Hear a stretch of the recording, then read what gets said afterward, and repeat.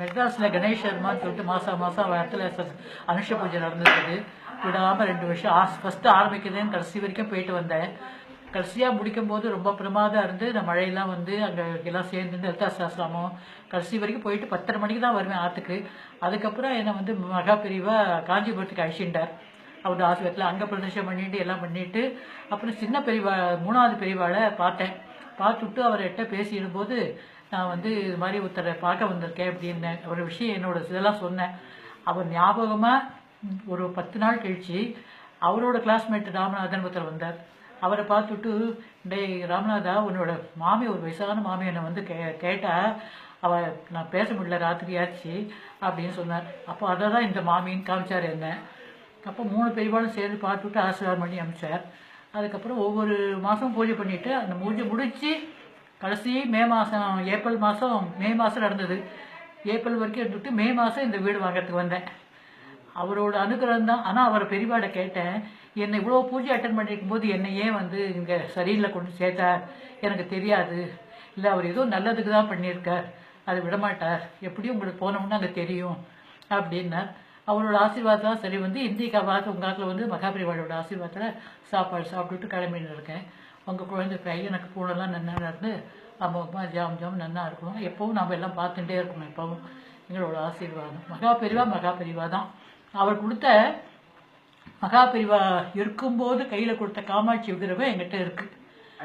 ஆமாம், காமாட்சி விக்கிரகம் அம்மா கொடுத்து எங்கிட்ட கையில் இருக்கு. அப்புறம் மேரும் எங்கள் அம்மா வச்சுட்டு இருக்கா. இன்னைக்கு அதை பூஜை பண்ணிட்டு இருக்கேன். இங்கே இருக்கு ஆற்றுல, சரி நாத்துலேயே இருக்கு. என் அமெரிக்கா கூட போயிட்டு வந்துட்டேன். அம்பாள் பூஜை பண்ணிட்டு இருக்கேன், விடாத பண்ணிட்டு இருக்கேன். மகாபிரிவா தினமும் மகாபிரிவாளை நினைக்காத நாள் கிடையாது. தெய்வத்தின் குரலில் அவரோட ஒரு சாப்டராக படிச்சுட்டு இருக்கேன். 7 தெய்வ வாத்தியமும் இருக்குது. என் குழந்தைகளுக்கும் நான் அதை வாங்கி கொடுத்துருக்கேன்.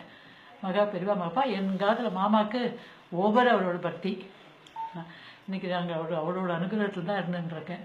அவரோட ஆசீர்வாதம் தான். அந்த கீழே விழுந்த அந்த இன்சிடென்ட் பற்றி சொல்லுங்க. தீபாவளி அன்னைக்கு காலங்காத்தால் ஒரு 6 மணி இருக்கும். நான் அன்றைக்கி வந்து எல்லாம் முடிச்சுட்டு 4 மணிக்கெலாம் எழுந்து எல்லாம் முடிச்சுட்டு எங்கள் அம்மா அப்பாவுக்கு நமஸ்காரம் பண்ணிட்டு எங்கள் மாமனார் மாமியார் நமஸ்காரம் பண்ணிட்டு பூஜையெல்லாம் பெரியவா பூஜை அந்த பூஜை எல்லாம் 4:30 மணிக்கு எழுந்து எல்லாம் முடிச்சாச்சு.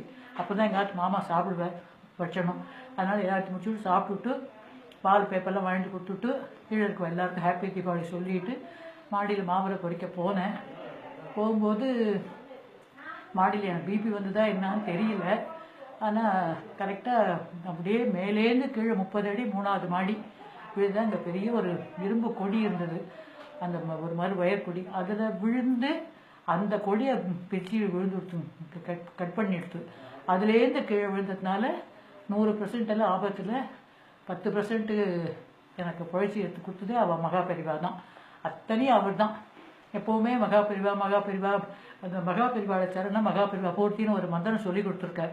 அதனால் அந்த மகாபெரிவா சரணம் மகாபூர்த்தின்னு வாசலில் கிளம்பும் போதோ எப்போவும் வாயில் சொல்லிகிட்டே இருப்பேன். என்னோட அக்கா எப்போவும் சொல்லுவோம், வாயில் சும்மா பேசாத, இப்போவாது ஏதாவது ஜபத்தை சொல்லிகிட்டே இருப்போம். அதனால் மகாபெரிவா சரணம் மகாபெரிவா பூர்த்தி மகாபெரிவா சரணம் மகாபெரிவா சொல்லிகிட்டே இருப்பேன். இன்றைக்கும் சொல்லிகிட்டே இருக்கேன். என்னோட அக்கா பொண்ணுக்கும் இது மாதிரி சீரியஸாக ஏதோ உடம்பு வந்தது, அவளுக்கும் சொல்ல சொன்னேன். அவள் சொல்லிவிட்டு அவளும் இப்போ நல்லா சொல்லிட்டு அவள் பெரிய ஆபத்துலேருந்து அவளும் பழகி எழுந்து 3வது பெரியவா அவளையே காப்பாற்றியிருக்காள். தானாகவே ஒன்றுமே கேட்காமையே ரவி இங்கே வா என்னான்னு கூப்பிட்டு கேட்டு எல்லாம் ஒரு ஆபத்தெல்லாம் நடந்திருக்கு. இந்திராட்சி கவசத்தை கையில் கொடுத்து வீட்டுக்கு ஒரு சீடியை தானாகவே கேட்காதே அமைச்சு அவள் ரொம்ப பிரமாதமாக இப்போ ஜம்முன்னு இப்போ மகாபெரிவாளோட டிவோட்டியாகவே போயிட்டாள். அதனால் மகாபெரிவா தான் என்னை காப்பாற்றி கொடுத்தது. இன்றைக்கி இருக்கிறதுனா அவரோட ஆசீர்வாதம், அவரோட இதுதான், கிருபை தான். இன்னும் காஞ்சிபுரத்துக்கும் நான் போயிட்டு வந்துட்டேன். இன்னும் போகிறேன். இந்த காலோடையே திருப்பதிக்கும் போயிட்டு வந்துட்டேன்.